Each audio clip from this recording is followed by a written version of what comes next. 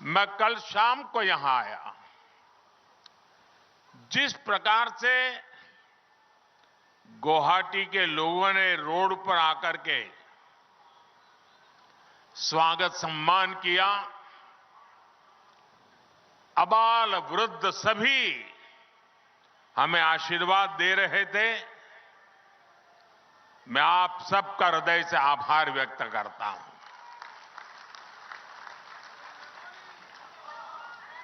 मैंने टीवी पर देखा कि आप लोगों ने लाखों दीप जलाए।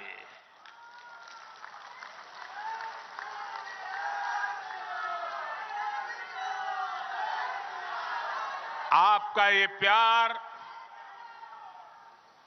आपका ये अपनापन, ये मेरी बहुत बड़ी अमानत है।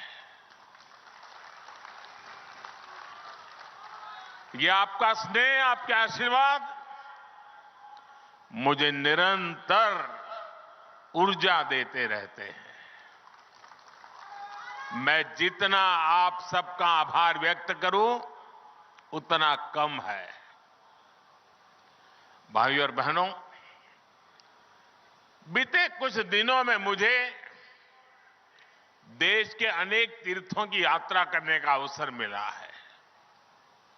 अयोध्या में भव्य आयोजन के बाद मैं अब यहां मां कामाख्या के द्वार पर आया हूं। आज मुझे यहां मां कामाख्या दिव्य लोक परियोजना का शिलान्यास करने का सौभाग्य प्राप्त हुआ। इस दिव्य लोक की जो कल्पना की गई है, मुझे इसके बारे में विस्तार से बताया गया है। जब ये बनकर पूरा होगा तो ये देश और दुनिया भर से आने वाले मां के भक्तों को असीम आनंद से भर देगा। मां कामाख्या दिव्य लोक परियोजना के पूरा होने के बाद हर साल और ज्यादा श्रद्धालु यहां आकर दर्शन कर सकेंगे। और मैं देख रहा हूं कि मां कामाख्या के दर्शन की संख्या जितनी ज्यादा बढ़ेगी, उतना ही पूरे नॉर्थ ईस्ट में ये टूरिज्म का प्रवेश द्वार बन जाएगा। जो भी यहां आएगा, पूरे नॉर्थ ईस्ट के टूरिज्म की ओर बढ़ेगा। एक प्रकार से ये उसका प्रवेश द्वार बन जाने वाला है। इतना बड़ा काम इस दिव्य लोक के साथ जुड़ा हुआ है। मैं हिम्मता जी और उनकी सरकार की इस शानदार प्रोजेक्ट के लिए सराहना करता हूं। साथियों, हमारे तीर्थ, हमारे मंदिर, हमारी आस्था के स्थान, ये सिर्फ दर्शन करने की ही स्थली है, ऐसा नहीं है। ये हजारों वर्षों की हमारी सभ्यता की यात्रा की अमिट निशानियां हैं। भारत ने हर संकट का सामना करते हुए कैसे खुद को अटल रखा, ये उसकी साक्षी है। हमने देखा है कि एक समय में जो सभ्यताएं बहुत समृद्ध हुआ करती थी, आज उनके खंडहर ही बचे हैं। दुर्भाग्य से आजादी के बाद जिन्होंने लंबे समय तक देश में सरकारें चलाई, वो भी आस्था के इन पवित्र स्थानों का महत्व समझ नहीं पाए। उन्होंने राजनीतिक लाभ के लिए अपनी ही संस्कृति, अपने ही अतीत पर शर्मिंदा होने का एक ट्रेंड बना दिया था। कोई भी देश अपने अतीत को ऐसे मिटाकर, ऐसे भुलाकर, अपनी जड़ों को काटकर कभी विकसित नहीं हो सकता। मुझे संतोष है कि बीते 10 वर्षों में अब भारत में स्थितियां बदल गई है। भाजपा की डबल इंजन सरकार ने विकास और विरासत को अपनी नीति का हिस्सा बनाया है। इसका परिणाम आज हम असम के अलग अलग कोनों में भी देख रहे हैं। असम में आस्था, अध्यात्म और इतिहास से जुड़े सभी स्थानों को आधुनिक सुविधाओं से जोड़ा जा रहा है। विरासत को संजोने के इस अभियान के साथ ही विकास का अभियान भी उतनी ही तेजी से चल रहा है। बीते 10 वर्षों को देखो तो हमने देश में रिकॉर्ड संख्या में कॉलेज बनाए हैं, यूनिवर्सिटीज बनाए हैं। पहले बड़े संस्थान सिर्फ बड़े शहरों में ही होते थे। हमने आईआईटी,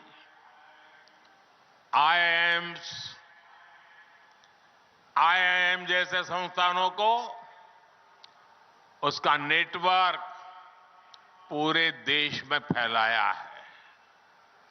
बीते 10 वर्षों के दौरान देश में मेडिकल कॉलेज की संख्या करीब करीब डबल हो चुकी है।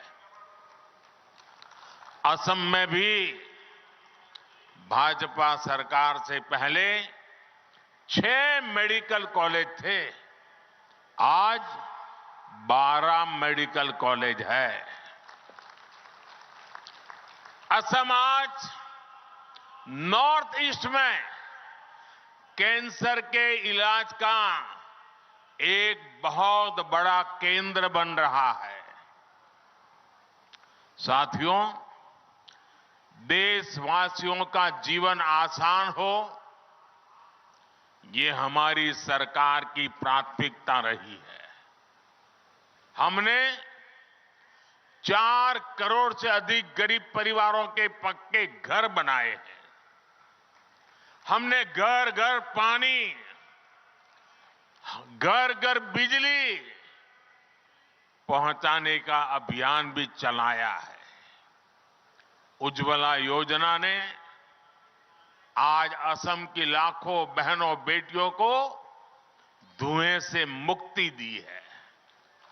स्वच्छ भारत अभियान के तहत बने शौचालयों ने असम की लाखों बहनों बेटियों की गरिमा की रक्षा की है। साथियों, विकास और विरासत पर हमारे इस फोकस का सीधा लाभ देश के नौजवानों को हुआ है। आज देश में पर्यटन और तीर्थ यात्रा को लेकर उत्साह बढ़ रहा है। काशी कॉरिडोर बनने के बाद वहां रिकॉर्ड संख्या में श्रद्धालु पहुंच रहे हैं। बीते 1 वर्ष में 8.5 करोड़ लोग काशी गए। 5 करोड़ से अधिक लोगों ने उज्जैन में महाकाल महालोक के दर्शन किए। 19 लाख से अधिक लोगों ने केदार धाम की यात्रा की है। अयोध्या धाम में प्राण प्रतिष्ठा को अभी कुछ ही दिन हुए हैं। 12 दिन में ही अयोध्या में 24 लाख से ज्यादा लोग दर्शन कर चुके हैं। मां कामाख्या दिव्य लोक बनने के बाद यहां भी हम ऐसा ही दृश्य देखने वाले हैं। साथियों, जब तीर्थ यात्री आते हैं, श्रद्धालु आते हैं, तब गरीब से गरीब भी कमाता है। रिक्शे वाले हो, टैक्सी वाले हो, होटल वाले हो, रेहड़ी पटरी वाले हो, सभी की आमदनी बढ़ती है। इसलिए इस वर्ष के बजट में भी हमने पर्यटन पर बहुत बल दिया है। केंद्र की भाजपा सरकार पर्यटन से जुड़े ऐतिहासिक स्थानों के विकास के लिए नया अभियान शुरू करने जा रही है। असम में, नॉर्थ ईस्ट में तो इसके लिए भरपूर संभावनाएं हैं। इसलिए भाजपा सरकार नॉर्थ ईस्ट के विकास पर विशेष जोर दे रही है। साथियों, बीते 10 वर्षों से नॉर्थ ईस्ट में रिकॉर्ड संख्या में टूरिस्ट आए हैं। आखिर ऐसे कैसे हुआ? पर्यटन के केंद्र नॉर्थ ईस्ट के खूबसूरत इलाके तो पहले भी यहां थे, लेकिन तब इतने टूरिस्ट यहां नहीं आते थे। हिंसा के बीच, साधन संसाधनों के अभाव के बीच, सुविधाओं की कमी के बीच आखिर कौन यहां आना पसंद करता? आप भी जानते हैं कि 10 साल पहले असम समेत पूरे नॉर्थ ईस्ट में क्या स्थिति थी।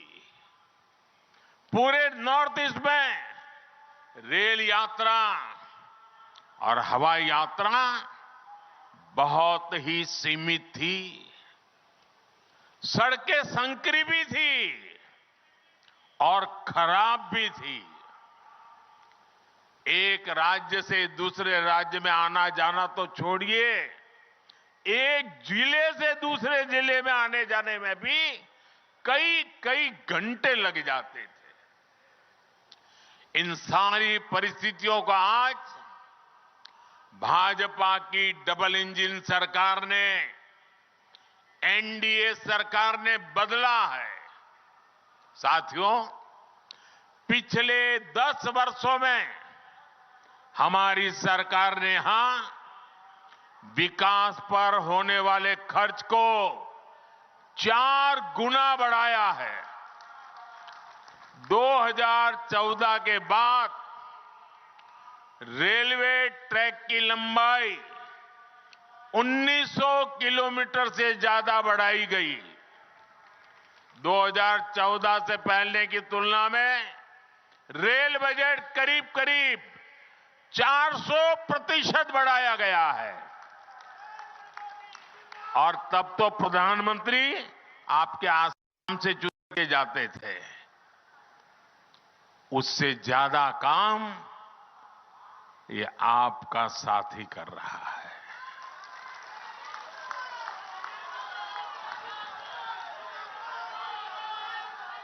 - 2014 तक यहां सिर्फ 10,000 किलोमीटर नेशनल हाईवे हुआ करते थे। पिछले 10 वर्षों में ही हमने 6,000 किलोमीटर के नए नेशनल हाईवे बनाए हैं। आज 2 और नई सड़क परियोजनाओं का उद्घाटन हुआ है। इससे अब ईटानगर तक कनेक्टिविटी और बेहतर होगी, आप सभी लोगों की मुश्किलें और कम होगी। साथियों, आज पूरा देश कह रहा है कि मोदी की गारंटी यानी गारंटी पूरा होने की गारंटी।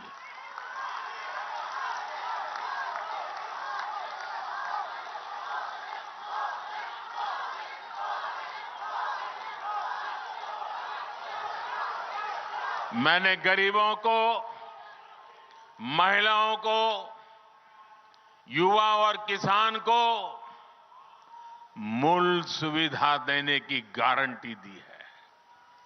आज इनमें से अधिकतर गारंटियां पूरी हो रही है।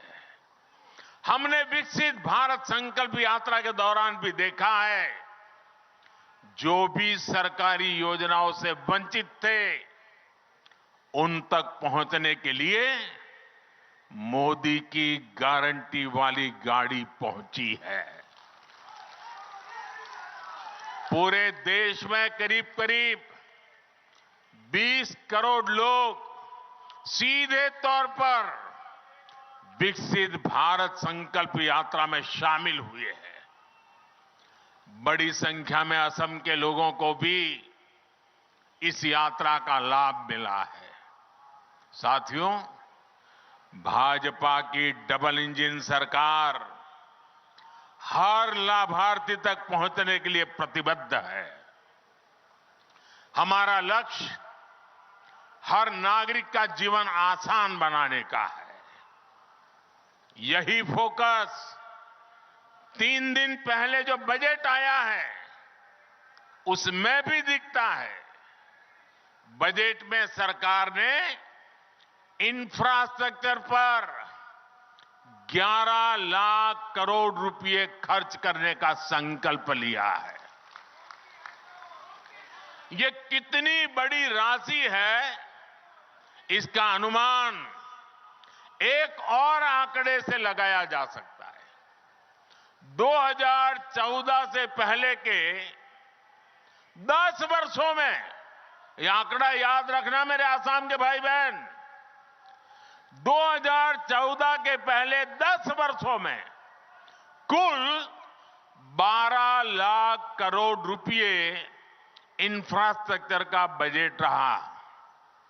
10 साल में 12 लाख करोड़, यानी जितना पहले की केंद्र सरकार ने अपने 10 साल में खर्च किया था, करीब करीब उतनी ही राशि हमारी सरकार अगले 1 साल में खर्च करने जा रही है।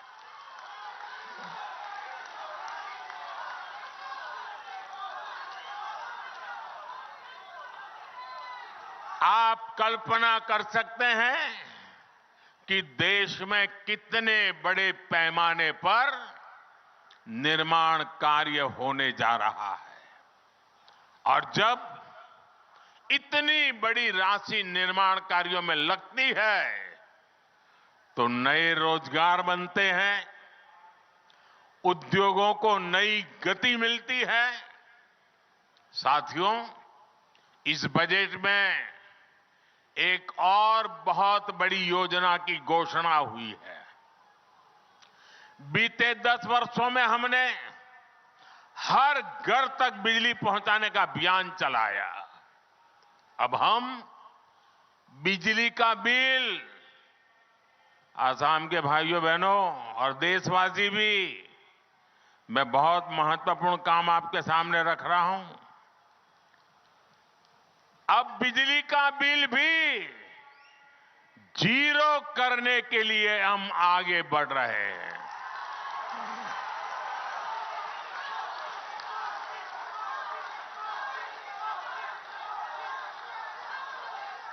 बजट में सरकार ने रूफटॉप सोलर की बहुत बड़ी योजना का ऐलान किया है। इस योजना के तहत प्रारंभ में 1 करोड़ परिवारों को सोलर रूफटॉप लगाने के लिए सरकार मदद करेगी। इससे उनका बिजली का बिल भी 0 होगा और साथ ही सामान्य परिवार अपने घर पर बिजली पैदा करके बिजली बेच करके कमाई भी करेगा। साथियों, मैंने देश की 2 करोड़ बहनों को लखपति बनाने की गारंटी दी थी।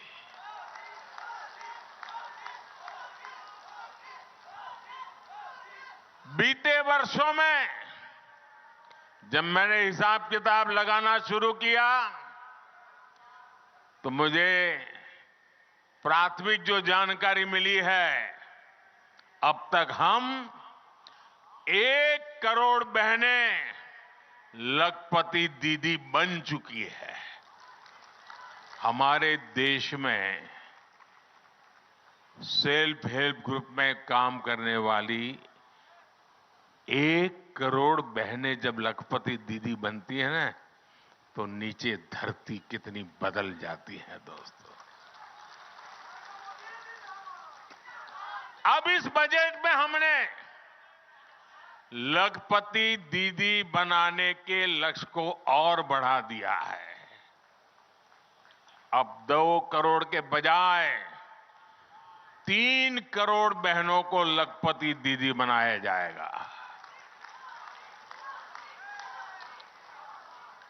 इसका लाभ असम की मेरी हजारों लाखों बहनों को भी जरूर होने वाला है।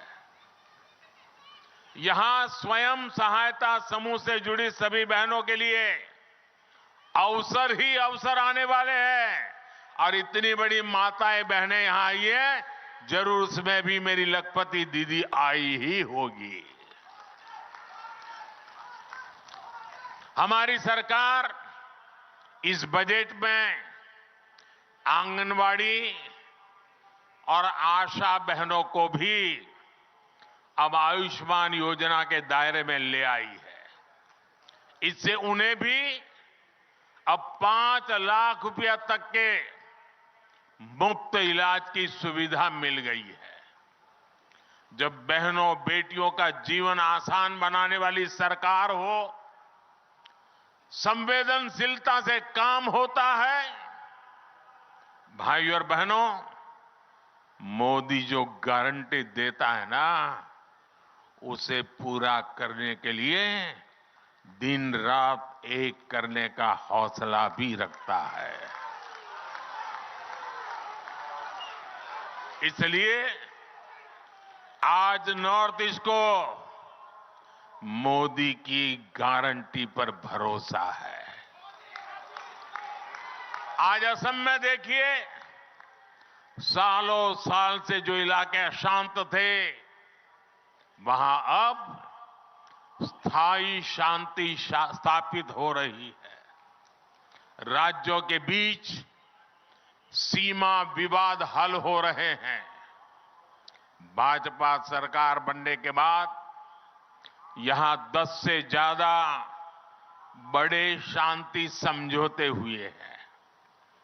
पिछले कुछ वर्षों में नॉर्थ ईस्ट में हजारों युवाओं ने हिंसा का रास्ता छोड़कर विकास का रास्ता चुना है। मैंने कई वर्षों तक असम में मेरी पार्टी के संगठन का काम किया है। मैं यहां हर इलाके में घुमा हुआ इंसान हूं और मुझे याद है, उस समय जाने आने में एक रुकावट ये होती थी कि रोड ब्लॉक के कार्यक्रम, बंद के कार्यक्रम और गुवाहाटी तक के अंदर बम ब्लास्ट की घटनाएं मैं अपनी आंखों से देखता था। आज वो भूतकाल बनता चला गया है दोस्तों। लोग शांति से जी रहे हैं। असम के 7,000 से ज्यादा नौजवानों ने भी हथियार छोड़े हैं। देश के विकास में कंधे से कंधा मिलाकर चलने का संकल्प लिया है। कई जिलों में आस्था हटाया गया है। जो क्षेत्र हिंसा प्रभावित रहे, आज वो अपनी आकांक्षाओं के अनुसार अपना विकास कर रहे हैं और सरकार उनकी पूरी मदद कर रही है। साथियों, छोटे लक्ष्य रखकर कोई भी देश, कोई राज्य तेज विकास नहीं कर सकता। पहले की सरकारें ना बड़े लक्ष्य तय करती थी और ना ही अपने लक्ष्यों को प्राप्त करने के लिए उतनी मेहनत करती थी। हमने पहले की सरकारों की सोच को भी बदल दिया है। मैं नॉर्थ ईस्ट को उसी तरफ विकसित होते देख रहा हूं जैसा पूर्वी एशिया को दुनिया देखती है। आज नॉर्थ ईस्ट होते हुए दक्षिण एशिया और पूर्वी एशिया की कनेक्टिविटी का विस्तार हो रहा है। आज यहां साउथ एशिया सब रीजनल इकोनॉमिक कॉरपोरेशन, उसके कोऑपरेशन के तहत भी अनेक सड़कों को अपग्रेड करने का काम शुरू हुआ है। आप कल्पना कीजिए, जब कनेक्टिविटी के ऐसे सभी प्रोजेक्ट पूरे होंगे तो हिस्सा व्यापार कारोबार का कितना बड़ा केंद्र बनेगा।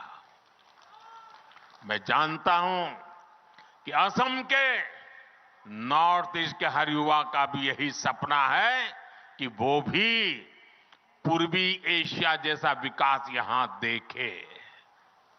मैं असम के नॉर्थ ईस्ट के हर युवा को बताना चाहता हूं, मेरे युवा साथियों, आपका सपना मोदी का संकल्प है।